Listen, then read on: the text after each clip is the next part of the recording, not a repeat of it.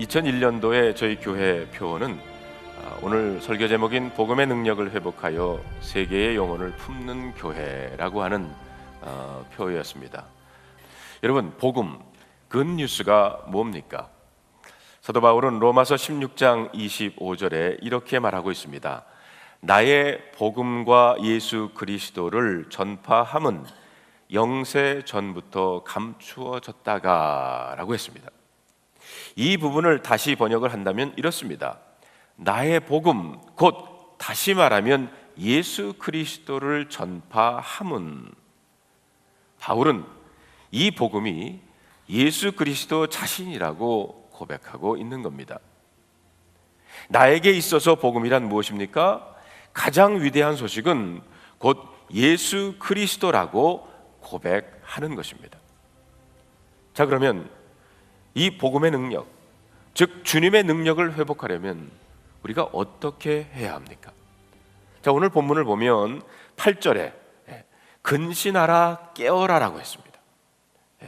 우리가 복음의 능력을 회복하려면 먼저 근신하여 깨어 있어야 된다는 겁니다. 오늘 그 본문에 보면 너희 대적 마귀가 우는 사자같이 두루다니며 삼킬 자를 찾는다고 그랬어요. 그러하기에 우리는 근신하여 깨어 있어야 된다는 것입니다. 둘째로 9절에 보면 믿음을 굳게 하라고 했습니다.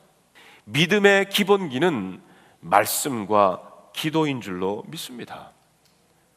말씀과 기도로 깨어 믿음을 굳게 하시는 여러분들이 되시기를 바랍니다.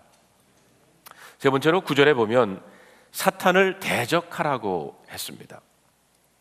사탄의 시험과 유혹에 노라고 담대하게 대적할 수 있어야 한다는 것입니다. 왜냐하면 오늘 본문에 나오는 말씀처럼 지금도 너희 대적 마귀가 우는 사자같이 두루다니며 삼킬 자를 찾고 있다고 했어요. 여러분, 사탄 마귀라고 하는 말의 본래 뜻은 그 사이를 갈라놓는다라고 하는 의미입니다. 그렇기 때문에 마귀의 역사는 관계를 단절시키고요, 우리의 관계를 갈라놓는 것이 이게 마귀의 역사입니다. 자, 그러면 이런 사탄을 대적하고 세계의 영혼을 품는 교회가 되기 위해서는 어떻게 해야 합니까? 여러분, 교만한 마음은 하나님을 필요로 하지 않는 사람이고요, 또한 이웃을 필요로 하지 않는 사람입니다.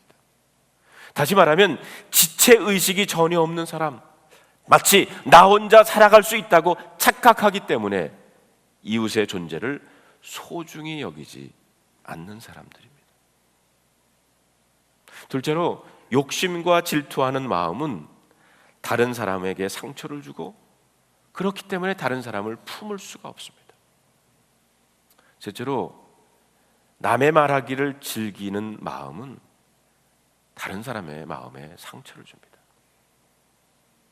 다른 사람들의 신상에 관하여 이야기하는 것은 그 사람의 인격과 생애에 다시 회복할 수 없는 큰 상처를 남긴다는 겁니다.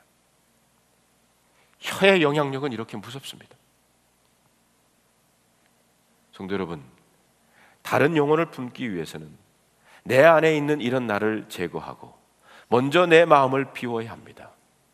그래야 내 옆에 있는 사람을, 내 이웃을 품을 수 있습니다. 가룟 유다가 예수님을 배신하고 팔 것을 예수님은 아시면서도 예수님은 가룟 유다를 어떻게 대해 주셨습니까? 얼마 후에 이 유다에 의해서 팔리고 마침내 십자가의 죽음을 죽으셔야 한다는 사실을 분명히 아심에도 불구하고 주님이 유다를 대하는 모습을 보시기를 바랍니다. 다른 모든 제자들에게 권하듯이 친절하게 그에게 예외 없이 유월절 만찬에서 같은 떡을 권하시면서 떡을 먹으라고 하시는 주님의 모습에서 우리들은 주님의 인내하심을 볼 수가 있습니다. 성도 여러분, 우리들이 다른 사람의 영혼을 품기 위해서는 첫째로 우리의 마음을 비워야 되고요, 둘째로는 불쌍히 여기는 마음을 가져야 되고요, 그리고 셋째로는 그를 축복하는 마음을 가져야 합니다.